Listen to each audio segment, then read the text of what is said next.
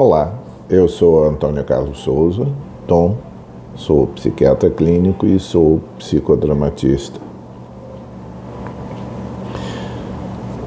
Sempre que a pessoa vem ao psiquiatra, eu faço sempre a mesma pergunta. Sempre a minha primeira pergunta. Como ele se sente vindo a um consultório psiquiátrico? Por que eu faço essa pergunta? Porque invariavelmente eu escuto alguma resposta, algumas bem educadas, tipo, não me incomoda, o que eu nunca acredito.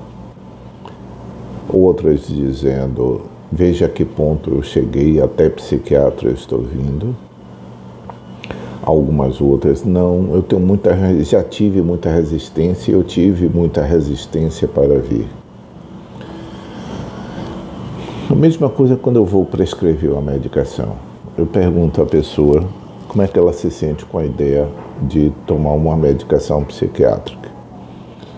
Essa daí, quase que 100% das vezes, eu diria que mais de 90% das vezes, as pessoas dizem, eu não gostaria. Ou eu sou muito resistente à ideia de usar remédio psiquiátrico. Ou eu tenho medo de remédio psiquiátrico. E, na realidade, em meu modo de ver, que eu sempre falo com os pacientes, é que não se trata de resistência, se trata de um preconceito. A palavra preconceito é bem curiosa.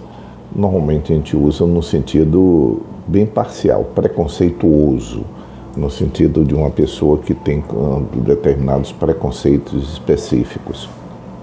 Raça, gênero, identidade sexual, etc. Mas a palavra preconceito, ela significa algo que é pré-conceitual. O que é um conceito? Conceito é tudo que nós sabemos a respeito de algo. Então, qual é o meu conceito de porta? É algo que é feito de uma estrutura rígida, que tem um vai e vem, que serve para separar dois ambientes ou fechar um ambiente. Razoavelmente, esse é o conceito da palavra porta. Pré-conceitual é algo que nós sabemos sem refletir. Ou seja, não existe na cabeça da pessoa o conceito completo daquilo, mas existe a opinião. Então, em relação à psiquiatria, quase que invariavelmente as pessoas têm opiniões pré-conceituais. Eu vou tirar o termo preconceituoso para não ficar no sentido muito usado. Tem opiniões pré-conceituais, ou seja, elas repetem aquele pensamento ou aquela fala sem nunca haver refletido ou compreendido exatamente aquilo que estava falando. Por exemplo, por que as pessoas, eu faço esta pergunta de como você se sente ao vir para o consultório, o mero ato de vir. Por que incomoda tanto as pessoas? Por que normalmente mandar alguém ao psiquiatra só acontece numa situação de desavença, de briga, de desqualificação? Você precisa ir no psiquiatra. Você já foi no seu psiquiatra? Precisa ligar para ele. Me dê o número para eu ligar. Por que não se faz isso com as outras especialidades médicas? Porque ainda está envolvido em relação à psiquiatria, primeiro, uma ideia de que eu sou são e ele é doente, portanto, ele é desqualificado e eu sou qualificado. Segundo, é uma forma muito fácil de se ofender uma pessoa, atingindo algo que é consensual. A pessoa não é certa do juízo, a pessoa é doida. Então existe esse lado. Mas também existe um outro pré-conceito, que é que ir ao psiquiatra envolve algo como uma investigação. Ele irá para uma pessoa que vai, ao olhar para ele, vai descobrir os segredos mais íntimos. Pode parecer uma fantasia o que eu estou dizendo, mas a maioria das pessoas tem algo parecido dessa fala minha. Eu me lembro de um amigo meu, pai de um amigo meu, que ele sempre que me encontrava, ele dizia: Doutor Antônio Carlos, profundo conhecedor da alma humana. Não, eu não sou conhecedor da alma humana. Mas as pessoas têm essa fantasia de que ao profissional da área psi, isso acontece com o psicólogo também, quando nós olhamos, nós já vemos um raio-x da mente da pessoa, o que não é absolutamente verdade. Então existe essa ideia de que eu estarei sob o escrutínio da pessoa, sob um olhar atento, e isso é verdade. Mas que ao fazer isso, e submeter-me a um tratamento psiquiátrico, ia haver uma mudança na minha maneira de ser. Muitos pacientes expressam isso verbalmente. Eu não gostaria de tomar medicação para não quero mudar o que eu sou. Esse é outra afirmação preconceitual, de que a medicação altera o jeito de ser da pessoa. Imagine se na medicina clínica as pessoas dissessem isso: eu não quero me tratar da hipertensão porque eu não quero alterar meu jeito de ser. Não teria sentido. Se ao prescrever um analgésico a pessoa dissesse: não, eu não quero tomar analgésico porque ele vai alterar meu jeito de ser. Não faz sentido para a medicina clínica, mas para a medicina psiquiátrica faz. As pessoas supõem de que o remédio altera mais profundamente do que efetivamente ele faz. O remédio é dirigido para a expressão sintomática da pessoa. Ou seja, há um acréscimo que se pôs na vida dele. Quando uma pessoa, vamos imaginar, seja portador de transtorno bipolar, portanto, uma pessoa que ao longo da vida ela tem episódios depressivos e episódios hipomaníacos ou maníacos, ou seja, de elevação de humor e rebaixamento de humor ao longo da vida. Portanto, essa pessoa, se porventura ela usar um estabilizador de humor e ela deixar de ter essas oscilações, ela não estará deixando de ser quem ela é, porque isso é um acréscimo à vida dela. Ela será a mesma pessoa, só que a partir da medicação, ela deixará de ter essas oscilações que não são dependentes das circunstâncias. É como se fosse o relógio que atrasasse ou adiantasse. Quando um paciente tem transtorno de pânico, diagnosticado e usa a medicação, o que se interrompe nele são as crises de pânico. Mas o jeito de ser dele, ou seja, a personalidade dele, a maneira pela qual ele vive a vida dele, não se alterará no sentido específico. Ele deixará de ter algo que não pertence exatamente à estrutura básica dele, mas é um acréscimo à vida dele. Uma pessoa que tem um transtorno de ansiedade generalizada, ou seja, aquela que por um longo tempo ela permanece com um estado ansioso mais ou menos contínuo, essa pessoa, se isso for resolvido com a medicação, ou seja, a presença do remédio suspende essa sintomatologia, ela não deixa de ser a pessoa que ela era. Ela apenas será a pessoa que ela sempre foi, sem os sintomas ansiosos.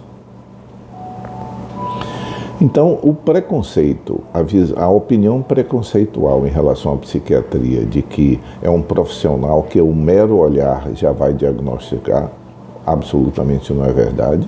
Ele precisa pesquisar junto com o paciente e ou com os familiares o que está acontecendo para chegar a uma visão. Mas essa opinião preconceitual, ou seja, não refletida, sobre a psiquiatria vai bater também na medicação.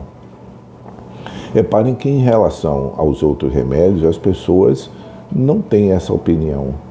As pessoas tomam, e hoje em dia cada vez mais as pessoas tomam excessivamente medicações autoprescritas ou prescritas de forma irregular. Há pessoas que tomam múltiplos comprimidos durante o dia e ela não se incomoda com isso. Que quando viaja para fora traz aqueles potes grandes de vitamina E não percebe que a hipervitaminose é mais complicada do que a falta da vitamina. Então, não é nas outros lugares da medicina, as pessoas não têm essa opinião preconceitual. Mas os remédios psiquiátricos, quase que por definição, são fortes, dão dependência e deixam a gente leso, deixam a gente dopado. Então, parece que o tratamento psiquiátrico, numa visão bastante difundida, ele é feito para dopar as pessoas, incapacitar as pessoas, torná-las dependentes do remédio, porque usa remédios muito fortes. Hoje mesmo, pela manhã, eu escutei uma pessoa dizer de um paciente de que ele usava o médico tinha prescrito 5 remédios para ele. Uma pessoa por volta de 70 anos que tem um problema cardiopático ou um problema cardiológico, muito possivelmente já estará usando algo perto dessa quantidade de remédios. Mas as pessoas não têm a mesma sensação de tanto remédio, porque percebem que aquilo é para dar a ele uma qualidade de vida melhor. Mas parece que todo remédio psiquiátrico, apenas um já é excessivo. Toda dose é excessiva, toda dose é forte. E essa ideia de que todo remédio psiquiátrico é para dopar e que por dopar vai tornar a pessoa dependente do remédio, é tão equivocada, mas ao mesmo tempo, por que eu digo que é uma opinião preconceitual? Porque as pessoas não sabem como é, mas ao mesmo tempo sabem. Ou seja, elas têm uma opinião que é lastreada num preconceito, ou seja, em uma opinião que não é refletida, e repetem isso e deixam de se tratar, ou ao ser prescrito reduzem a dose.